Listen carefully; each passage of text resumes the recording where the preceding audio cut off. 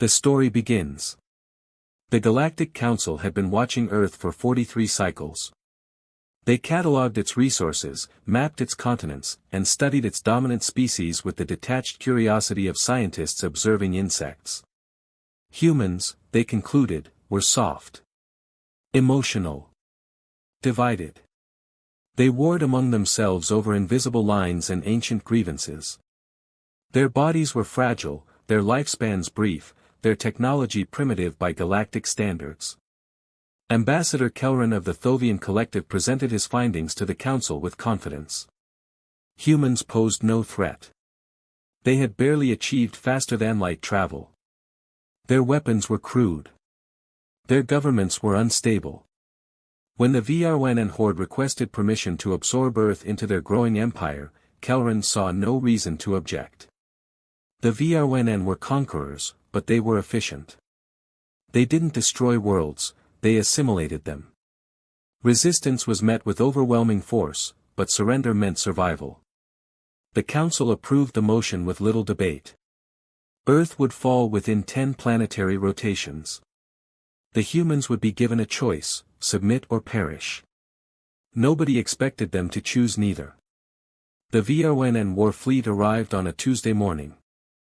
300 ships materialized in Earth's orbit, blotting out the sun over major cities. Admiral Kronak, commander of the invasion force, broadcast his message in every human language simultaneously. His words were simple. Surrender. Integrate. Live. Resist and face extinction. He expected panic. He expected chaos.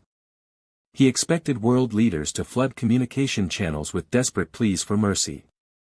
Instead, the humans went silent. For 6 hours, Earth made no response.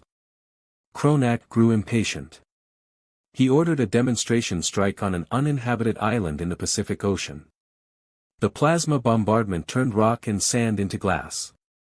Surely now the humans would understand. They did understand.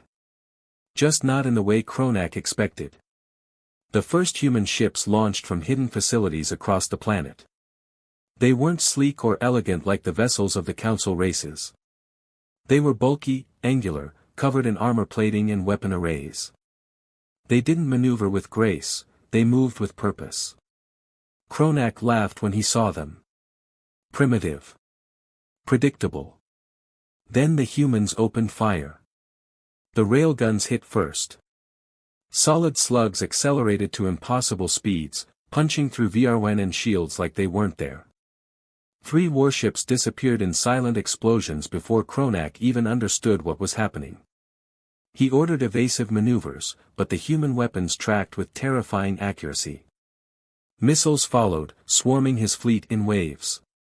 His point defense systems engaged, but there were too many. Explosions blossomed across his formation. Kronak realized with growing horror that the humans weren't trying to scare him away. They were trying to kill him. He retreated to high orbit and regrouped. His fleet had lost 40 ships in less than 20 minutes. The humans had built weapons designed for one purpose, to destroy anything that threatened their world. They didn't negotiate. They didn't hesitate. They simply fought. Kronak sent a message to the Galactic Council. He needed reinforcements. The humans were more dangerous than the report suggested. Ambassador Kelran assured him that reinforcements would arrive within 5 cycles. Until then, he was to maintain position and avoid further engagement. But the humans didn't wait. They came in the night. Small ships, barely larger than fighters, slipped past VRWN sensors and attached themselves to the hulls of capital ships. Kronak didn't realize what was happening until the first explosions tore through his command carrier. Boarding parties. The humans had sent soldiers. The VRWN were trained warriors, but they had never fought anything like humans. The invaders moved through the corridors like ghosts, using the ship's own architecture against its defenders. They knew where to strike, how to disable critical systems, when to retreat and when to press forward. They didn't wear heavy armor or carry energy shields. They relied on speed, cunning, and an unnerving willingness to sacrifice themselves if it meant completing the mission. Kronak watched through security feeds as a single human soldier held a corridor against 12 VRYN warriors. The human was wounded, bleeding, clearly exhausted. But he didn't retreat. He didn't surrender. He fought until his ammunition ran out, then fought with a blade, then fought with his bare hands. When he finally fell, he had bought enough time for his team to sabotage the ship's reactor. The command carrier exploded 3 minutes later.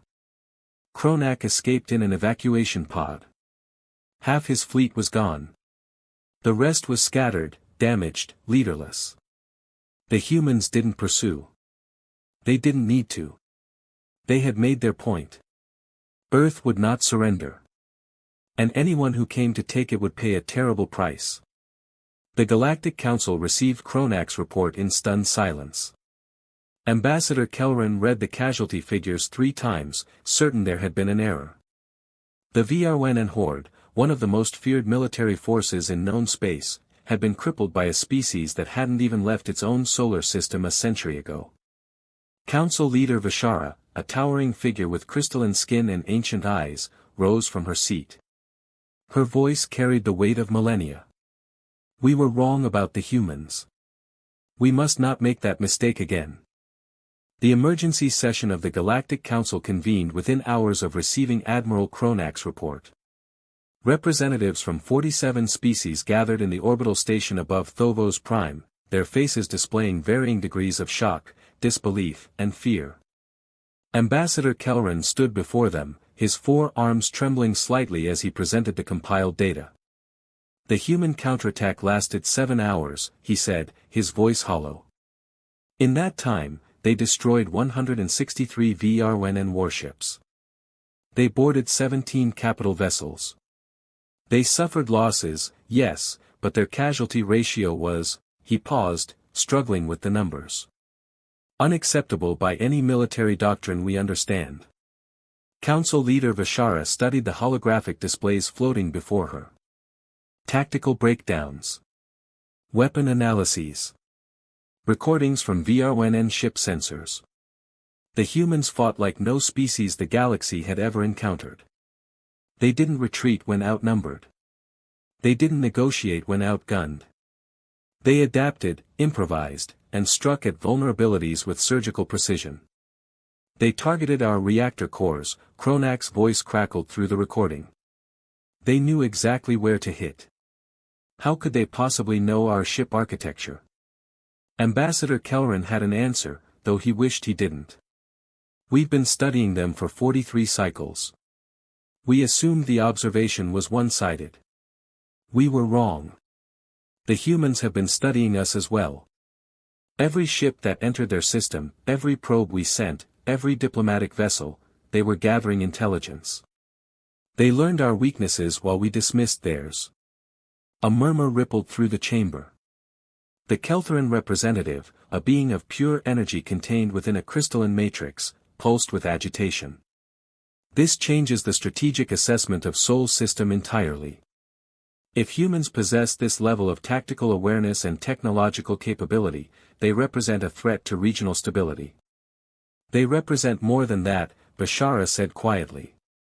They represent something we haven't seen in this galaxy for over 10,000 years. She didn't need to elaborate. Everyone in the chamber understood. The humans were predators. On Earth, the mood was far different. In military command centers across the planet, exhausted officers reviewed battle reports and prepared for the next phase. They had won the first engagement, but nobody was celebrating. They had bloodied the VRYN horde, but the galaxy was vast and humanity was alone.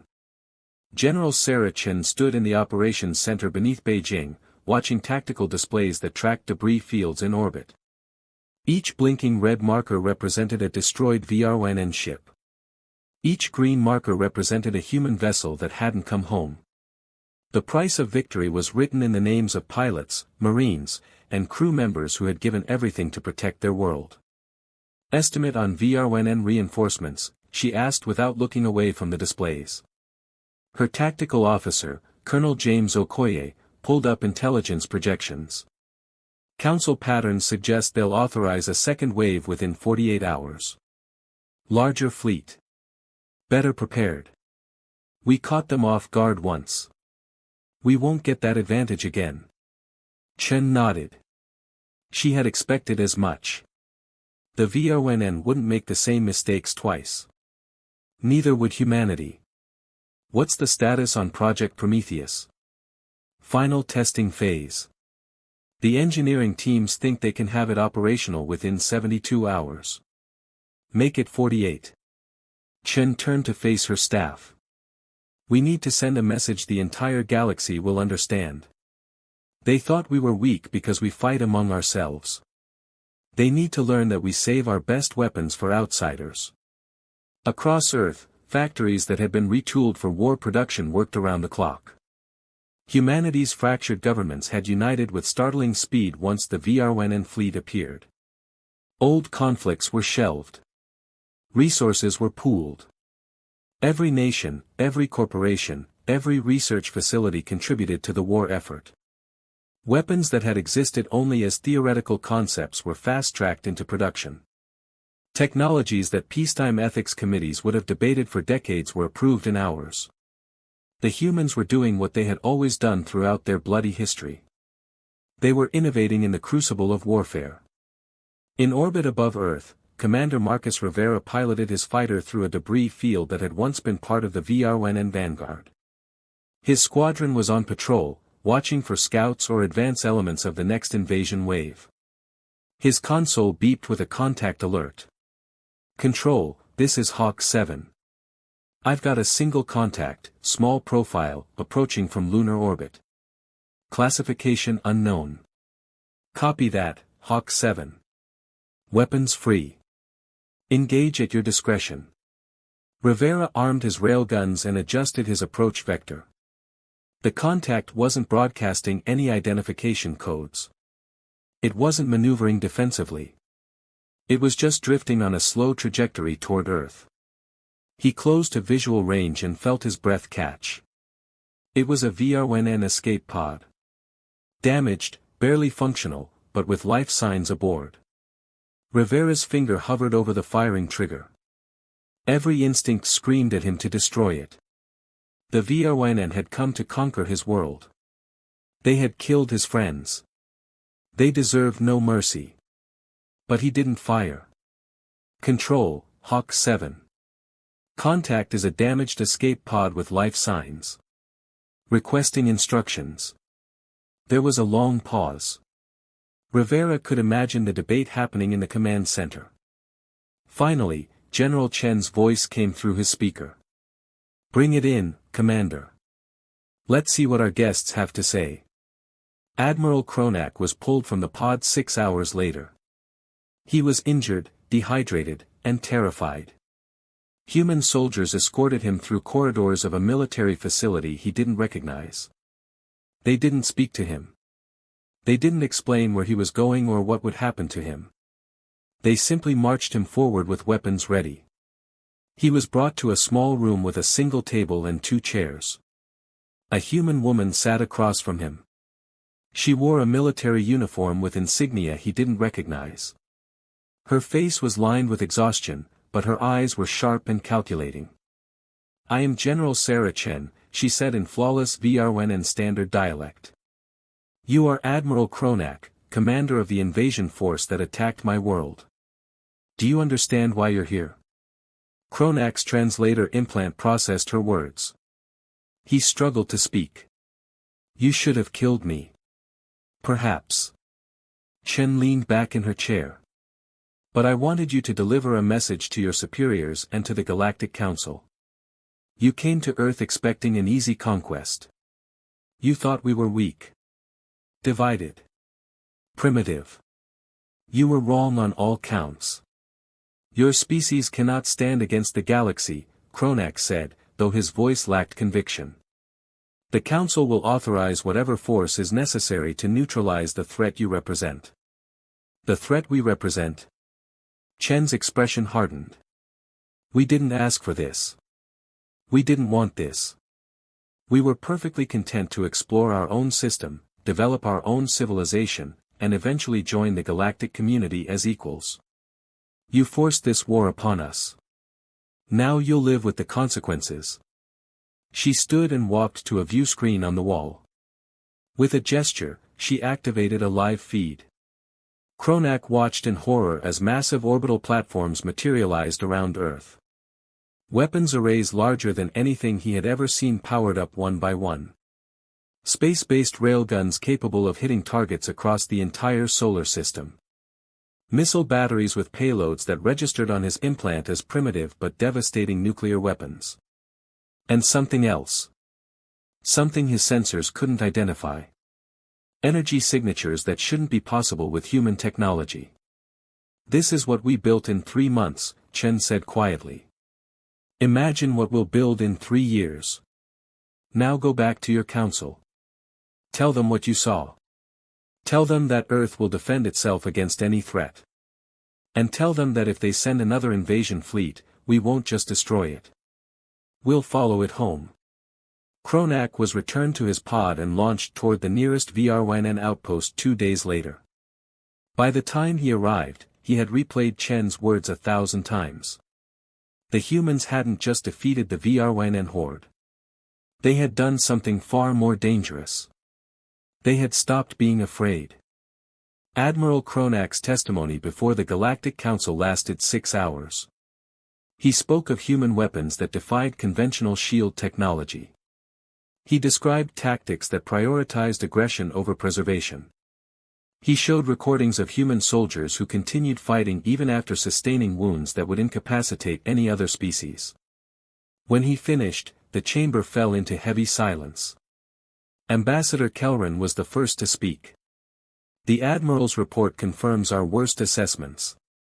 Humanity cannot be permitted to expand beyond their system.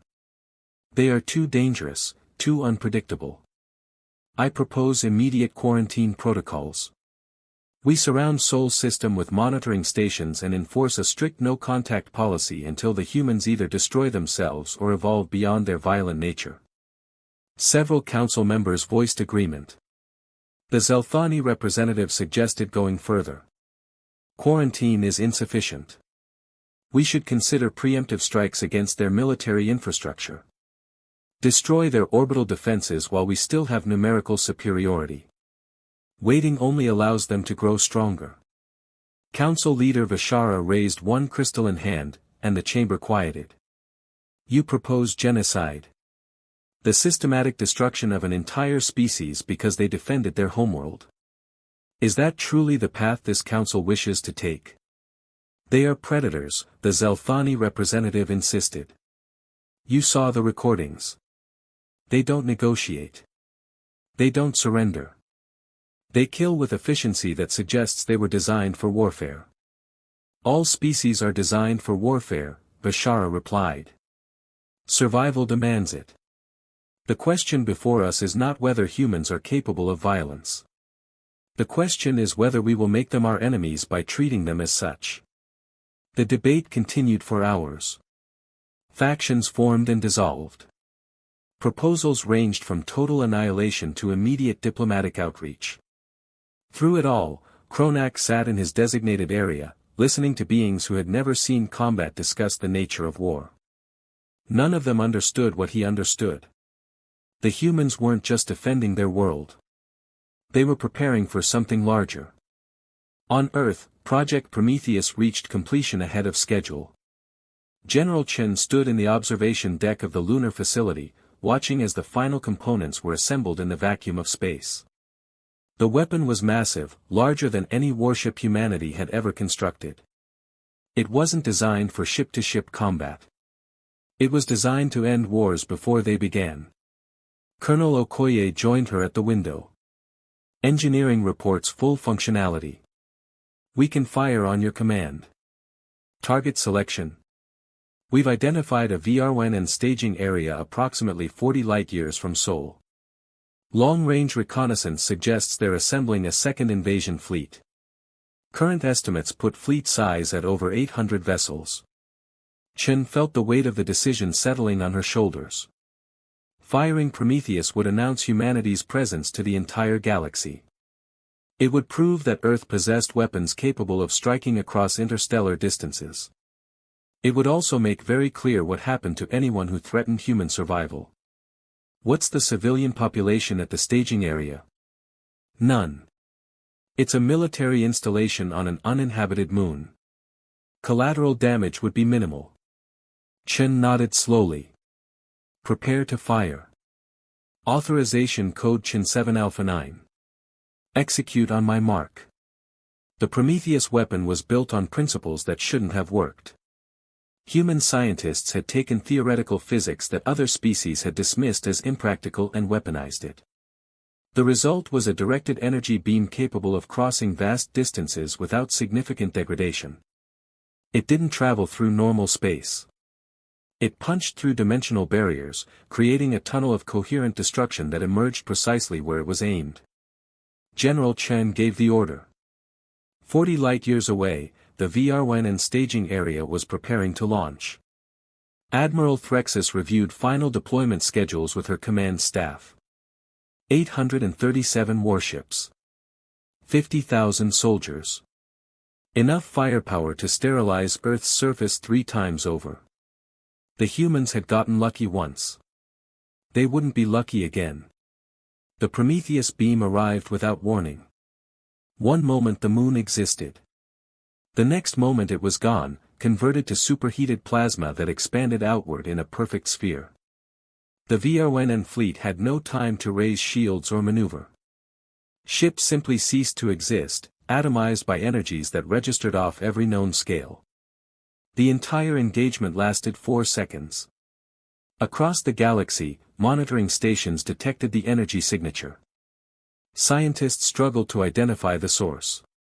The discharge was consistent with supernova-level events, but there had been no stellar collapse.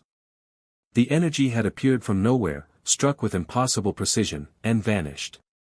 The Galactic Council received confirmation of the attack within hours. Ambassador Kelran stared at the data with trembling hands. The humans had just destroyed an entire battle fleet without leaving their own solar system. They possessed weapons that rendered distance meaningless. Any world, any station, any fleet anywhere in known space was now vulnerable to human retaliation. This changes everything, he whispered. Council leader Vishara convened an emergency session. The chamber was packed with representatives demanding action, answers, protection. The calm, measured debate of previous sessions had evaporated. Fear had replaced reason. The humans must be contained, the Zelthani representative shouted. They have proven themselves a threat to all civilized species. They have proven themselves capable of defending their interests, Bashara corrected. There is a difference. You saw what they did. An entire fleet destroyed in seconds. A fleet that was assembling to invade their homeworld. Vashara's voice carried absolute authority. The humans did not fire first. They did not attack civilian targets. They eliminated a military threat with precision and restraint. These are not the actions of mindless predators. These are the actions of strategists who understand the rules of engagement. A new voice entered the discussion. Deep, resonant, speaking in flawless council standard. It came from the chamber's main communication array, broadcast on frequencies reserved for official diplomatic channels. This is General Sarah Chen of the United Earth Defense Coalition. I am transmitting on all council frequencies to ensure this message is received clearly. We did not seek conflict with the Galactic Council or any member species. We responded to an unprovoked attack on our homeworld with proportional force. The VRWN fleet assembling at the staging area represented an existential threat to humanity. We eliminated that threat. If the Council wishes to discuss terms of engagement, recognition of Earth sovereignty, or pathways to peaceful coexistence, we are willing to negotiate. If the Council chooses to send additional forces against our world, we will respond accordingly. The choice is yours. The transmission ended. Silence filled the chamber. General Chen had just done something no species had ever done before. She had addressed the Galactic Council without invitation, without authorization, without permission. She had spoken as an equal rather than a supplicant. Ambassador Kelran found himself smiling despite the situation. The humans had just proven they understood the game better than anyone realized. They weren't asking to be accepted into galactic society. They were declaring that acceptance was no longer required. Council leader Vishara rose from her seat. The Council will vote on recognition of Earth as a sovereign territory with full diplomatic standing. All in favor? The vote was unanimous. 6 months later, the first human diplomatic vessel arrived at the Council station. It was escorted by warships bristling with weapons, a clear message that humanity came as equals, not subordinates. Ambassador Elena Rodriguez stepped into the Council chamber wearing the uniform of Earth's new diplomatic corps. She carried no weapons, but everyone present knew she didn't need them. General Chen had been right. The galaxy learned quickly. You could negotiate with humans. You could trade with them, ally with them, even become their friends. But you could never threaten them. Any species that tried would discover what the VRYNN had learned. Humans didn't just survive. They won. And now they were here, standing among the stars, ready to write their own chapter in galactic history. The Council species watched them carefully, measuring their words and actions. Some saw opportunity. Some saw danger. All of them saw the same truth. The galaxy had changed the moment humanity reached for the stars. And there was no going back. Ambassador Rodriguez took her seat at the Council table. She looked around at the assembled species, beings from worlds beyond counting, civilizations that had existed for millennia before humans learned to make fire. She smiled. "Thank you for having us," she said simply. "We look forward to working together." Council leader Vishara returned the smile. "Welcome to the galaxy, Ambassador. We have much to discuss." In orbit above Earth, the Prometheus weapon remained operational, a silent guardian watching over humanity's homeworld. It would never fire again, but it didn't need to. Its existence was enough. The galaxy knew what humans were capable of when threatened. And they would never forget.